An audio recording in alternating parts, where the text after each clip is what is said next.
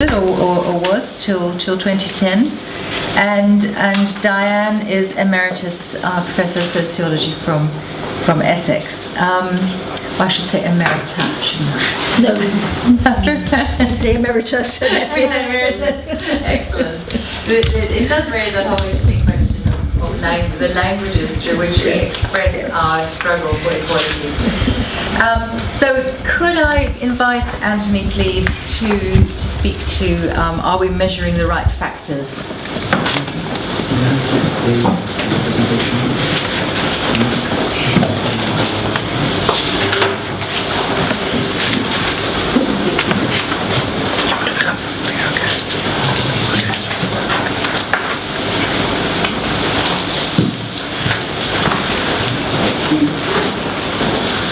Thank you.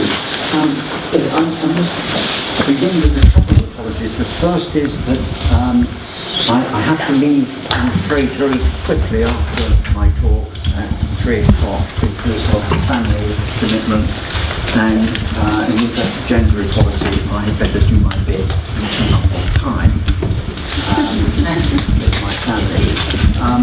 But Paul is a co-author of this piece, and so I'm happy if I run over, I will just leave Paul to pick up the pieces. So I think that's all right, Paul. And it's important. I'm going to start with some slides that Paul has prepared. My second apology is that I in any way claim to be an expert on gender inequalities, and I've written about gender inequalities off and on for 40 years.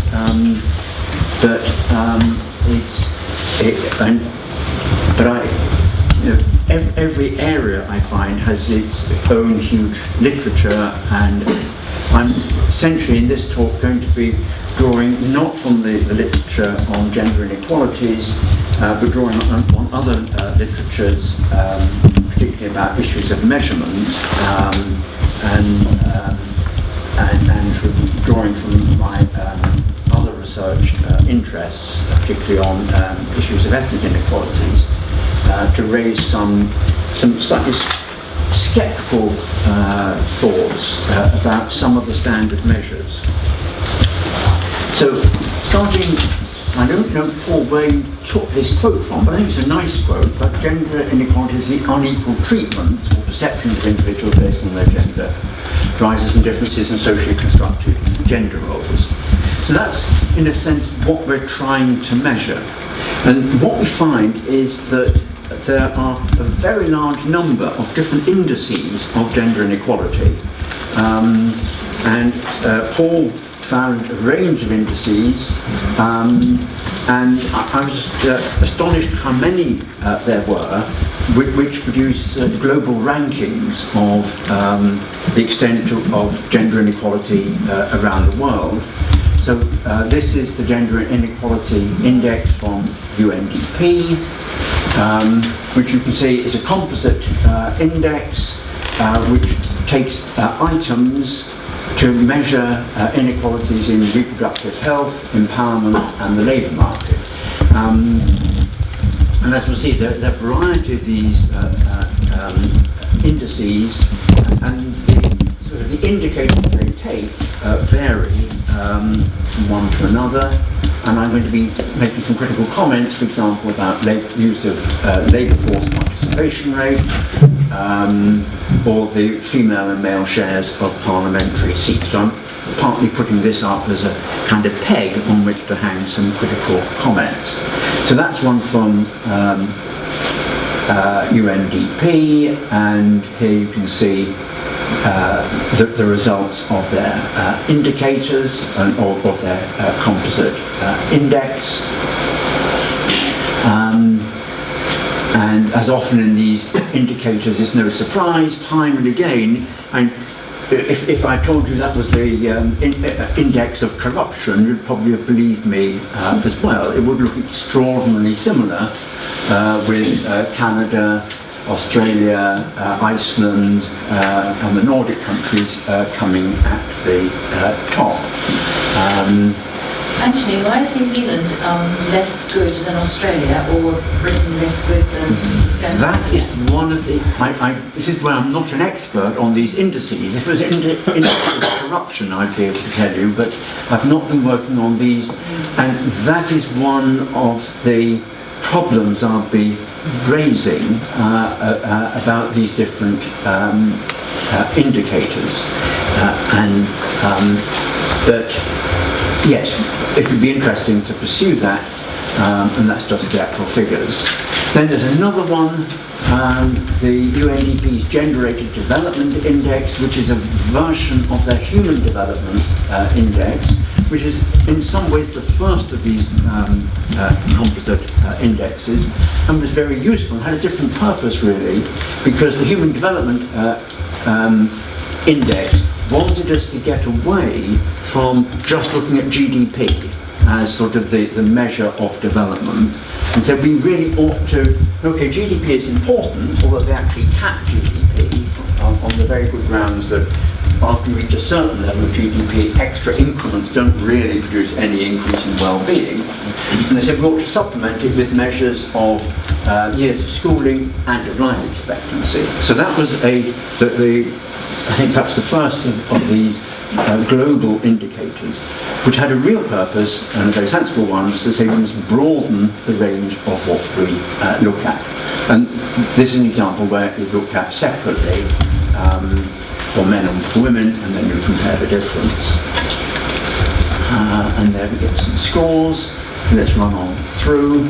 Then another one from UNDP is a gender empowerment measure. And again, we've got some of the same indicators coming back. Share of parliamentary seats, share of positions as senior officials and managers, and now this time share of estimated income, which is another strange measure. And surprise, surprise, it looks rather similar, only this time red is a better score. New Zealand's doing all right this time. So a lot depends on some of the details depend on exactly what you put into the indicator.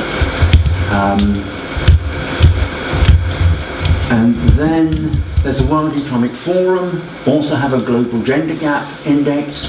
Gains picking up, politics, the same kind of issue, with participation rates and earnings come in.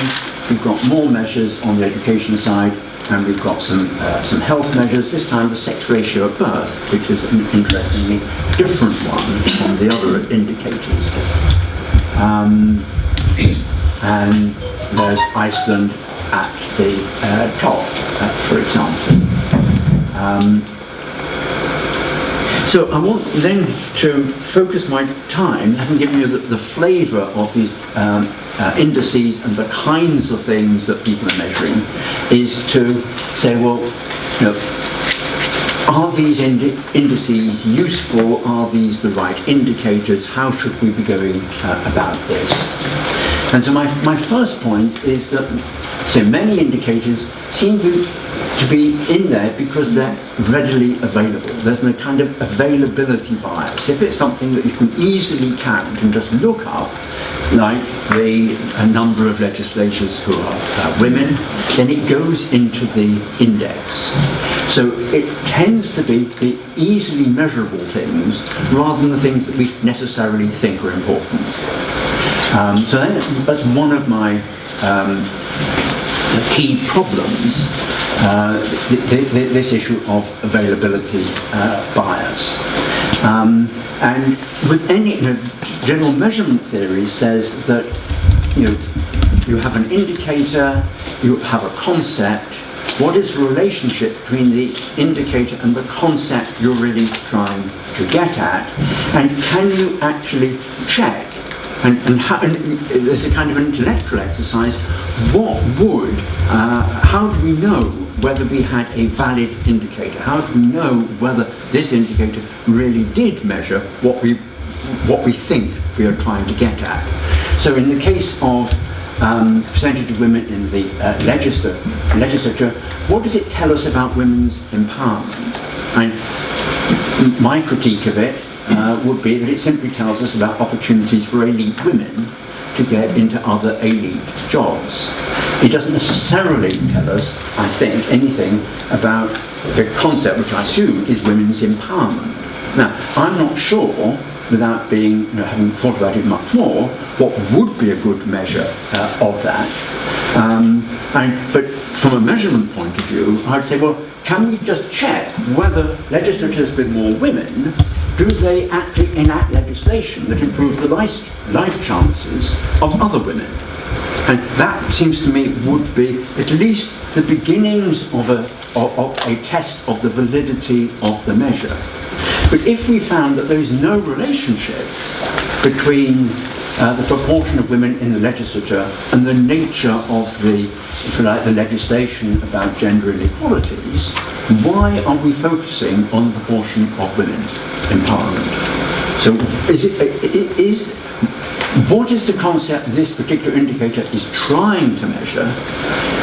Ideally, how would we test whether that measure, that indicator was appropriate or not? So that's really the key issue of validity. There are a number of different ways many different ways, some weaker and some stronger, of tackling validity, and there might be much better ways than the one I've suggested.